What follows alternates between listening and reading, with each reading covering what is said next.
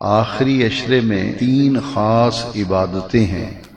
ایک آخری عشرے کا اعتکاف اور ایک آخری عشرے کی طاق راتوں میں لیلۃ القدر کی تلاش، اور تیسری عبادت آخری عشرے کی وہ صدقہ فطر ہے جسے فطرانہ بھی کہتے ہیں۔ یہ 3 اہم کام ہیں جو آخری عشرے میں ہوتے ہیں۔ 2 حدیثیں ہیں، ایک حدیث میں ہے کہ آخری عشرے میں لیلۃ القدر کو تلاش کرو، اور دوسری حدیث میں ہے کہ آخری عشرے کی طاق راتوں میں لیلۃ القدر کو تلاش کرو، یعنی آخری عشرے میں جو 21ویں رات ہے، 23ویں ہے، 25ویں ہے، 27ویں ہے، 29ویں ہے، 5 راتیں آخری عشرے میں طاق راتیں، اور ان طاق راتوں میں لیلۃ القدر تلاش کرنے کا حکم ہے۔ لیلۃ القدر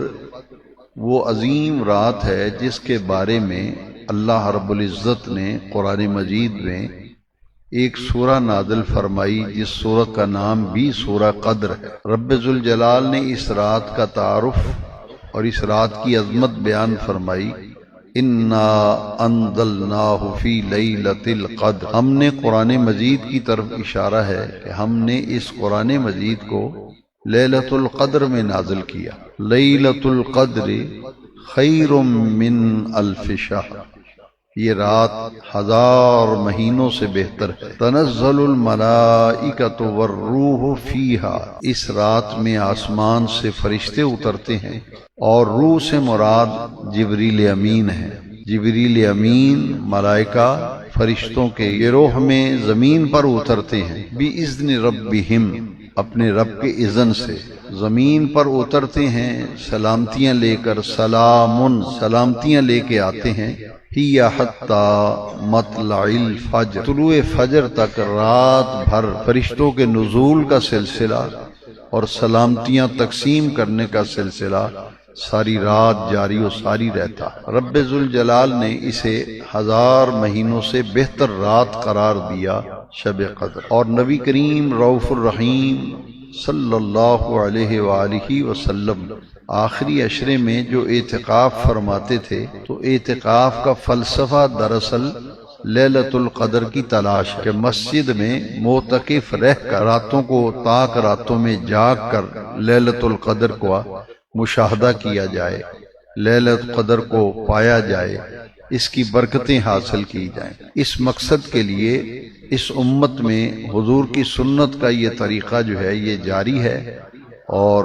خوش نصیب لوگ آخری عشرے میں اعتکاف کی سعادت حاصل کرتے۔ اعتکاف کرنا سنت موقدہ علی الکفایہ ہے، جس طرح نماز جنازہ فرض کفایہ ہے، اعتکاف کرنا سنت موقدہ علی الکفایہ۔ پورے محلے میں سے جس میں فوتگی ہو، ایک بندہ بھی اگر محلے سے جنازے میں نہ جائے گا تو سب گناہگار ہوں گے، سب پہ گناہ ہوگا، لیکن محلے میں سے اگر 4 5 7 آدمی، 2 4 آدمی گلی محلے سے جا کے جنازہ پڑھائیں تو سب کی طرف سے وہ فرض ادا ہو جاتا ہے۔ اسی طرح یہ مسئلہ اچھی طرح سمجھ لیں، جس مسجد میں کوئی آدمی اعتکاف نہ بیٹھے، پوری بستی محلے میں سے کوئی بندہ اعتکافی نہیں بیٹھا تو سب گناہگار محلے والے، اور اگر پورے محلے میں سے 1 2 آدمیوں نے اعتکاف کر لیا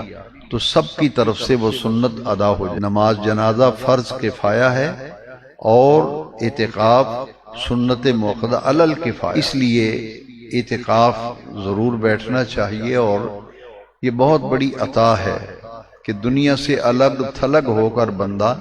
اللہ کی رضا کے لیے اس کے گھر میں قیام کرتا ہے۔ یہ اعتکاف کا لفظ جو ہے یہ نکلا ہے عکوف سے، اس کا مصدر ہے عکوف۔ عکوف کا معنی ہے ایک جگہ جم کر بیٹھ جانا، ٹھہر جانا۔ حدود مسجد میں، مسجد کا وہ ایریا جہاں جوتے اتار کے جاتے ہیں، یا پریر ایریا جہاں نماز پڑھی جاتی ہے، یہ پورے کا پورا معتکف کے لیے جہاں مرضی بیٹھے، جہاں مرضی لیٹے، پوری مسجد اس کے لیے قیام گاہ بن جاتی ہے۔ بلا ضرورت شرعی اگر معتکف مسجد سے نکلے گا تو اس کا اعتکاف ٹوٹ جاتا ہے، ختم ہو جاتا ہے۔ عذر شرعی جو ہیں اور عذر طبعی، عذر طبعی یہ ہے کہ رفع حاجت کے لیے، پیشاب وغیرہ کے لیے، حاجات ضروریہ کے لیے مسجد سے نکلنا جائز ہے، وہ نکل سکتا ہے۔ اور ایک ہے شرعی حاجت۔ شرعی حاجت کا مطلب یہ ہے کہ اگر غسل واجب ہو گیا ہے تو اس کے لیے باہر جا کر غسل کر سکتا۔ اس کے علاوہ بغیر طبعی اور شرعی ضرورت نہیں ہے، مسجد سے اگر خارج ہوگا، نکلے گا تو اس کا اعتکاف فوراً ٹوٹ جاتا ہے۔ حدود مسجد میں ہی قیام کرنا چاہیے، اور یہ قیام جو ہے اس کے اندر خالصتاً اللہ کی عبادت اور اس کے ذکر کی نیت کر کے اس کی رضا اور خوشنودی حاصل کرنے کے لیے ٹھہرنے کا نام اعتکاف ہے۔ ایک آدمی نیت نہیں کرتا، ویسے مسجد میں سارا دن لیٹے رہتا ہے یا بیٹھے رہتا ہے، پڑھتا رہتا ہے، اس کا اعتکاف نہیں ہوتا۔ اعتکاف سنت ہے، اس کی نیت کرنی ہوتی ہے کہ میں سنت اعتکاف کر رہا ہوں، اور 10 دن کا اعتکاف ہے، اور عید کا چاند نظر آنے تک 20ویں روزے یعنی 21ویں شب جب شروع ہوتی ہے اعتکاف شروع ہو جاتا ہے۔ مغرب کے وقت غروب آفتاب کے ساتھ، جسے افطاری کا وقت کہہ لیں، معتکف کے لیے ضروری ہے کہ وہ افطاری سے پہلے مسجد میں پہنچ جائے اور مسجد میں ہی ٹھہرے، افطاری مسجد میں ہی کرے، اس کے ساتھ ہی اس کا اعتکاف شروع ہو جائے گا۔ اعتکاف کے لیے چند چیزیں ایسی ہیں جو اعتکاف سے فائدہ اٹھانے کے لیے ضروری ہیں۔ وہ یہ ہے کہ مسجد کے اندر چونکہ قیام کرنا ہے تو کوشش کرے کہ ہر نماز جو ہے وہ امام صاحب کے بالکل قریب جگہ ملے تو وہاں نماز پڑھے، کیونکہ جو مقتدی امام کے بالکل پیچھے ہوتا ہے اس کا درجہ، اس کی فضیلت زیادہ ہوتی ہے۔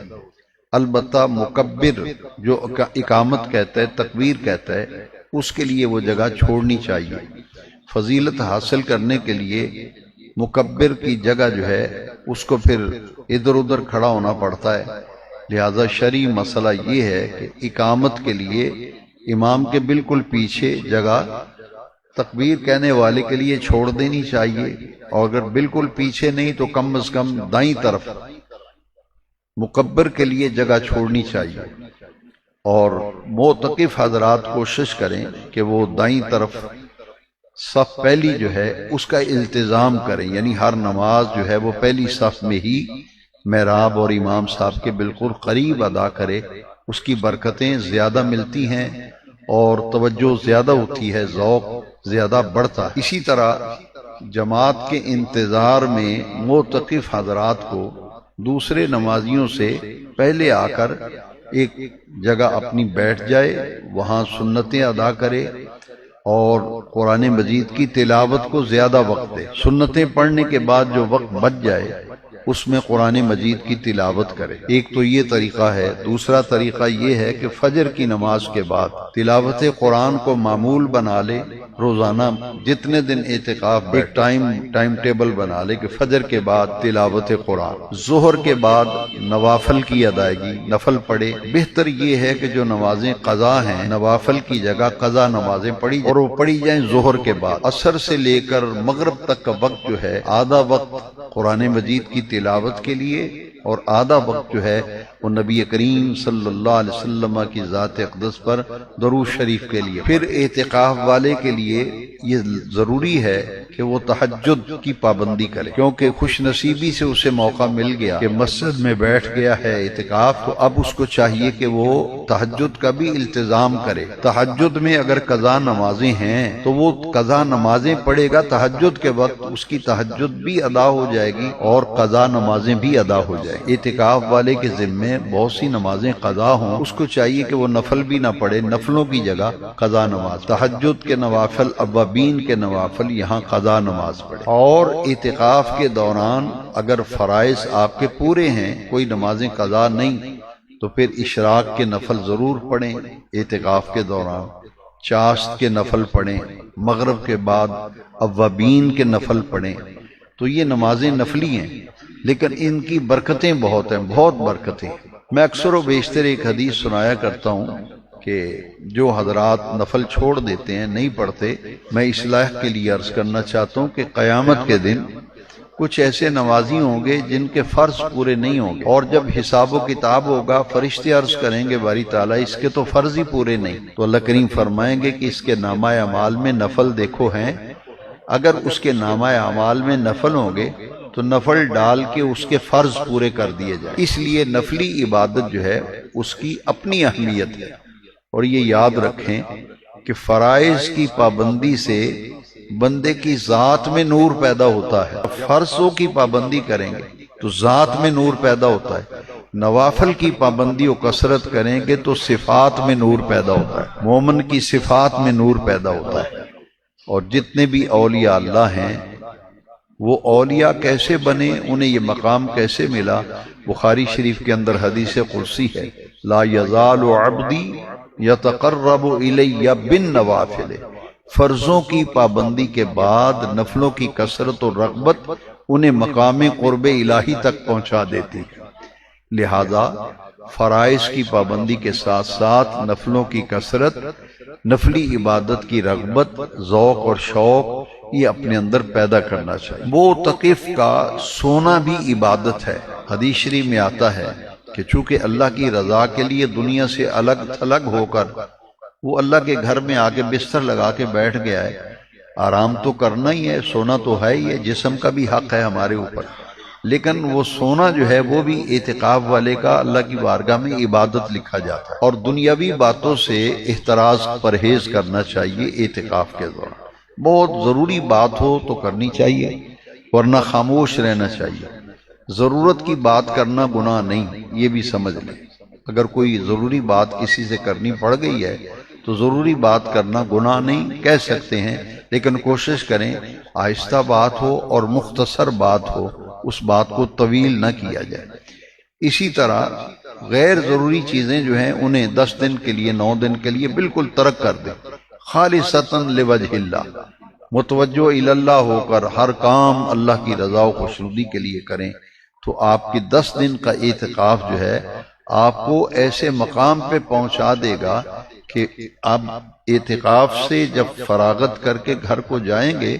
آپ خود اپنی طبیعت میں ایک ایسی بشاشت، ایسا سکون، ایسی راحت محسوس کریں گے جو اللہ کے ذکر سے میسر آتی ہے، وہ ان لوگوں کو حاصل ہوتی ہے جو اعتکاف کو اعتکاف سمجھ کر اعتکاف کرتے ہیں۔ اس لیے ان باتوں کا لحاظ بہت زیادہ ضروری ہے۔ اسی طرح ایسی مسجد جہاں جمعہ نہیں ہوتا، وہاں کوئی آدمی اعتکاف بیٹھ گیا کہ اس مسجد میں جمعہ نہیں ہوتا، تو اس شخص کے لیے جائز ہے کہ وہ جمعے کی ادائیگی کے لیے جہاں جمعہ ہوتا ہو اس مسجد میں جمعے کے لیے جائے، لیکن شرط یہ ہے کہ ایسے وقت میں جائے کہ وہاں فضول نہ اسے بیٹھنا پڑے، جائے جمعے کی نماز ادائیگی مکمل کرنے کے بعد پھر ٹھہرے نہیں، نہ راستے میں جاتے آتے کسی سے کلام کرے، نہ گفتگو کرے،